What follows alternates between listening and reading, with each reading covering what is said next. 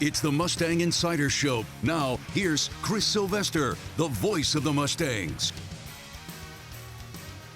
You hear that jingle, and you probably know by now that you're tuned in to the Mustang Insider. I'm Chris Sylvester. We'll be chatting with Cal Poly beach volleyball head coach Todd Rogers, the great Todd Rogers, who created this great moment for Cal Poly athletics last year, taking Cal Poly beach volleyball to the Final Four.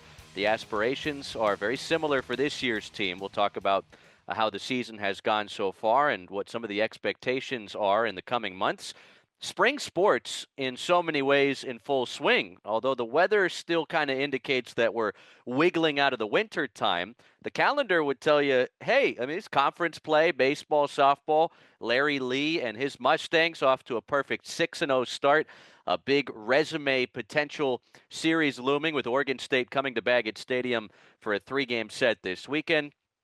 And can we, while it's still the month of March, give Mike DeGeorge some flowers? I mean, this dude, perhaps the best turnaround of any Division I men's basketball program in the country this year. Cal Poly going from winless in the Big West last year to notching a spot in the Big West tournament this year, but to being a game away from being a game away. I mean, they made the semis of the Big West championships against the 2-seed UC Irvine. They were up a point at the half, and things kind of unraveled from there, the final 20 minutes of the game. But got to give our flowers to Mike DeGeorge, who I just puts Cal Poly basketball, at least for this first season of his tenure, kind of back into somewhat of a relevant spot. And I don't think Cal Poly men's basketball has been this relevant since perhaps its lone trip to the NCAA tournament as a Division I member back in 2014. So, got to tip your cap to the seniors like Jared Hyder, Isaac Jessup, Mac Riniker, Owen Kuntz that came in here and made this season what it was, and certainly generating some more buzz around Cal Poly hoops. That's all I have to say about that. Let's get you into some Cal Poly beach volleyball. Oh, wait, we got one more thing to tell you, and it's pretty wise of us to tell you that Dignity Health French Hospital Medical Center is your official healthcare provider for Cal Poly athletics. To learn more, visit dignityhealth.org/French Hospital, the hospital we hope you never need. All right, here is Todd Rogers, the Olympian and head coach of your Cal Poly beach volleyball Mustangs. All right, Todd Rogers is with us. Coach, always appreciate you taking some time out of your busy schedule. You guys just wrapped up the Mustang Roundup over the weekend, able to play those matches here in San Luis Obispo on Cal Poly's campus. San Jose State, Grand Canyon, a top 15 team, UC Davis, and Houston Christian were all here. You won all the matches. Grand Canyon pushed you a little bit, taking you to a 3-2 final there, but you guys were still able to get it done. How do you kind of sum up the year that's been so far? I know you took a loss to number 1 UCLA at the start of the season, and then an LMU team that's been hovering in and around the top 5. But I mean, since then you've won 8 straight. Yeah, we've had our 2 losses are to the number 1 and number 2 ranked teams in the country, like you said, UCLA and LMU. And we've won all the rest of them. This past weekend, we did have a really nice event. The weather was really, really nice, especially given this past week was kind of rainy and a little bit miserable in a lot of our practices. So it was kind of nice just to get some sun and some warmth on the skin this weekend. And we played really well. It's been good to see, because I think each week so far in the season, and we've had 3 weeks where we've played, we've gotten just a little bit better. We're still trying to figure out kind of our teams, is what we have right now, what we want. We want to play around with it a little bit better to see if we can't, just that little extra bit, because I think we're going to need that little extra bit to beat those top teams like UCLA and LMU. So we'll see what comes this coming weekend. But yeah, this past weekend was a lot of fun. It's good to see a few new faces out there that hadn't been out there. So that was always good. So it was a good weekend in general. Before I had you jump on with me, I alluded to this picture behind me, and obviously that one of the great moments in the history of Cal Poly athletics at the Division I level, getting into the Final Four last year. And I know that still fell short of your ultimate expectation to bring a national championship to the Central Coast. But I mean, in your now decade being with this program, how much have you seen beach volleyball grow at Cal Poly? Obviously, the inclusion of The Swanson Beach Volleyball Complex was a big addition for your program, but it just feels like the sport has grown exponentially the last 5, 10 years with so many other schools that aren't necessarily even near beaches deciding to add it. I mean, we got what Arizona State are doing it.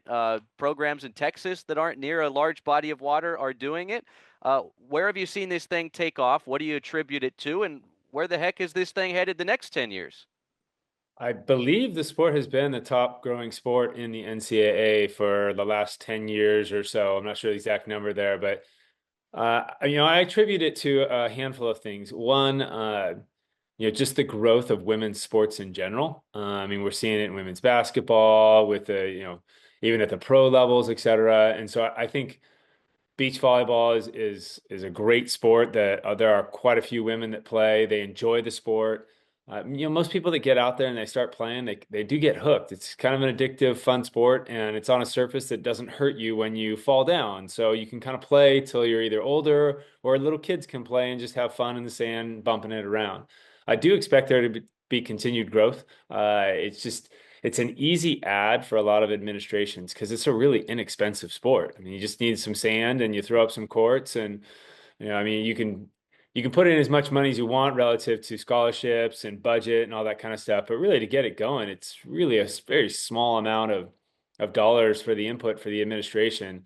And like you said, it's growing insanely at this level, and it's even growing faster at the younger level, which I think is also part of the growth at the college level because there's so many gals that are coming out of the high school / club level and making the sport even better and better, stronger and stronger. I mean, even I was talking to my wife I think it was last night, and she was saying to me, "Oh my gosh, the level of play in the last 5 years since our daughter played, about 5 years ago or so, 4 years ago, is amazing how much better everyone is just keeps getting over and over again." And it's every year you see that. It used to be that the lower levels were a lot of more defensive players, ball control players, and now you're seeing the height grow much higher, a lot of 6-footers now plus, as well as just the physicality of the sport. It's been fun to watch and fun to be a part of. Getting as far as you did last season obviously probably has you hungry to get back there and go even a little bit further. Uh, how much reflecting was done on, what it took to get there over the off season and kind of into the early part of this season? And, if you had to go back or if you got an opportunity to go back and do it again, what would you do differently, if anything? Or is it just a process of, hey, how can we assemble together a roster that's as talented as, what it takes to be a national champion? I think the only thing that I would probably do a little bit more of, and we did quite a bit of it, would just be championship mentality, belief that yes, this is the team that can win a national championship. It slowly grew that way, but I think I would have pushed a lot more on that. Part of the reason I didn't push as much is I really was not sure how good we were going to be. We were coming off a down year, and we had more people coming in than we had people that had stayed over from the year before. So I really was unsure of the team that we would have. I thought we'd be good, but unsure. This year we know we're talented. If anything, we're that much deeper this year than last year. So now it's a matter of, yeah, do we believe? Yeah, we do actually believe. But that doesn't mean you just get handed to you just because you think you're good. So still got to do the workout on the court. But yeah, I think last year would be just more belief. This year we've got that belief, and these gals are working towards that. And we've got about 6, 7 more weeks to go until we'll find out how much belief they truly got. Todd Rogers with us, Cal Poly Beach Volleyball head coach. Mustangs in between home weekends right now. The Big West Challenge is looming with a pair of matches on Friday, Sac State, Hawaii. Then Saturday, Cal State, Bakersfield, Long Beach State. And then you'll see UC Davis again. The Aggies were just here over the weekend in the Mustang Roundup. I want to get your thoughts on what you have ahead, but I want to go back to what you alluded to with the two losses back in late February, early March against the top two teams in the country, UCLA, LMU. How much can you use those losses, those results, those measuring stick, so to speak, matches to your advantage here down the stretch? As you mentioned, 6, 7 weeks away from a potential postseason. I think the first thing that we would do is look at it and go, okay, are the 5 teams that we have currently on the court going to match up against UCLA and LMU? Clearly, in the first weekend, the answer is no. We have to make a few changes. There were some definite highlights. Logan and Izzy played great at the twos against UCLA. Piper and Aaron played great at the ones against LMU, but those were our only wins.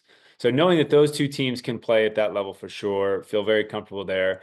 And then we've been kind of toying around with our 3s, 4s, and 5s to see which ones are going to be that pair. So that's the nice thing about, I don't know if I ever want to say there's a nice thing about losing. I'm a pretty competitive guy, but you look at it and go, okay, we need to tweak something here. Whereas if you continue to win, which actually UCLA and LMU have lost each time once, LMU to UCLA and then UCLA once to crosstown rival USC. If they've kind of got their lineup, how much are they going to tweak it? Their lineup keeps winning over and over again. Are they going to get stagnant? I mean, I don't think they will because they've got great coaching staffs and great players, but that is the one small advantage to losing is you do look and go, okay, we need to make a few changes if we want to make a difference next time we play them, and maybe that next time could be at the national championships. Mentioned what you guys have ahead with the Big West Challenge, but then you do get another crack at UCLA and LMU in the regular season, part of the Best of West down in Laguna Beach. You'll also see the likes of UW, Stetson from Florida, Long Beach State, Hawaii. So there's a lot of frequency in opponents that you'll cycle throughout the juncture of a regular season, especially the ones here in California. And there's a good chance, just as you did last year, that you'll see some of them in Gulf Shores, Alabama. So, I mean, is any part of it, like you said, the adjustments are necessary? I know you'd like to get your lick back on programs like UCLA and LMU, but is there any hiding of the cards, so to speak, knowing that hey, we know that we might see this team in a win or go home scenario? Oh, that's a tough one, because in some cases you want to get over the hump, and we've never beaten UCLA, for example, and beating them during the regular season, I think would be a real advantage rather than say hiding a card or maybe not putting forth our best foot, or saving someone in case they're just a little bit banged up. And we always do have a few gals that are a little bit banged up. It's just the way the sport goes. I tend to like to have at least one W over all of the opponents when you get to the championship round, if you can, assuming you've seen them. I think that gives you a bigger edge than hiding the cards. That's my own personal opinion. Maybe someone would have a different one.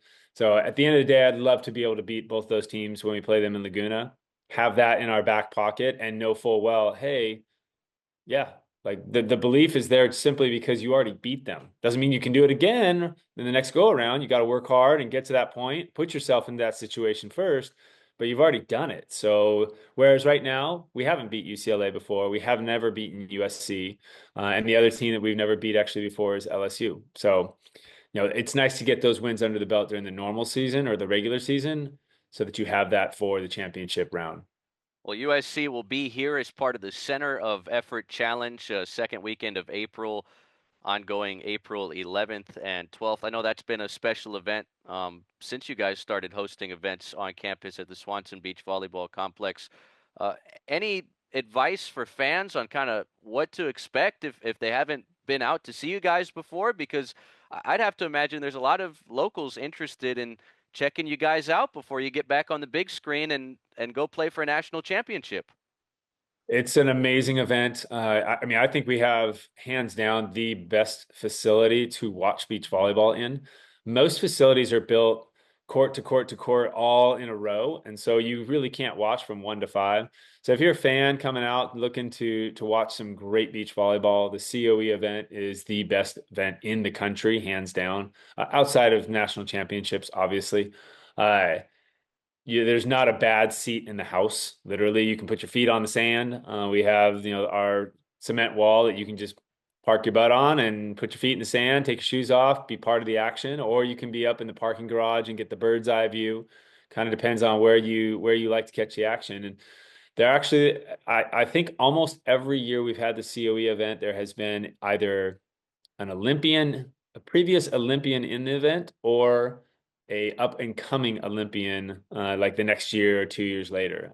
So This year's no different. The top team for TCU is the Spanish pair that played in the Olympics this last go around in Paris. So again, and I would imagine that will be future Olympians playing, since it is at different points in time. We've had the 7 out of the top, I think 7 top teams in the country in terms of the ranking that are coming here for that event. So you're going to see a great preview to the national championships. Well, another chance to see the Mustangs before the Center of Effort in April. That is this weekend. 5 matches as part of the Big West Challenge, all at the Swanson Beach Volleyball Complex against familiar foes from the Big West: Sac State, Hawaii, Bakersfield, Long Beach State, UC Davis. Now you're going to take an 8-game winning streak into the weekend. Still a top 10 team in the country. We'll wait for those new rankings to drop tomorrow. But Logan Walter, Izzy Martinez named AVCA Pair of the Week today. Top 2 pairs have been terrific from wire to wire so far this season. People tell me they think that you think this is the deepest team you've had at Cal Poly. You're just trying to get to the bottom of the lineup to see what pairs work best. Ideally, where would you like to be by the time that postseason rolls around as far as your depth and kind of figuring out what adjustments need to be made and where you want to pair these players? That's always the puzzle, right? You have a jigsaw puzzle that you kind of got to put together. And this year we have a very large roster, but a very, very talented and deep roster. And what you've been hearing is absolutely what I've been saying. We're the deepest by quite a bit. I mean, our 20th gal or our 10th team is really talented and is fighting against our 5th team and our 4th team. And that, our top teams have to put forth their best effort in practice day in and day out just to make sure that they're staying on top. Otherwise, they could lose because the depth is that much. Granted, most of the top teams have more experience than maybe our middle teams or lower teams, and that's part of what's keeping them up there, if you will. So yeah, it's going to be a real key. Those top 2 teams have been fantastic. I think they're both 8-2 or 10-2 or something like that. They've held down their fort. They've done their job consistently. And now it's a matter of figuring out those 3s and 4s and 5s. And we've got legitimately 12, 14 gals in the mix looking and trying to grab one of those spots. They're all fighting for it. Some of them have a little bit of a leg up right now. But we'll see. There's still many, many weeks to go, and we're going to give a lot of people opportunities to see if they can't grab that spot and then hold on to it. Grab a coffee. Come on down to the Big West Challenge, 10:15 Friday morning. It's Sac State. It's Cal Poly. It's Swanson Beach Volleyball Complex action. No better place to catch beach volleyball in the country. Todd, always appreciate your time, my friend. Best of luck this weekend and throughout the gauntlet that is your regular season schedule. Look forward to another conversation soon, and hope we're talking about Gulf Shores, Alabama next time we connect. Thanks again. That'd be awesome, Chris. Looking forward to it. This has been the Mustang Insider Show. The preceding has been a Learfield presentation on the Cal Poly Sports Network.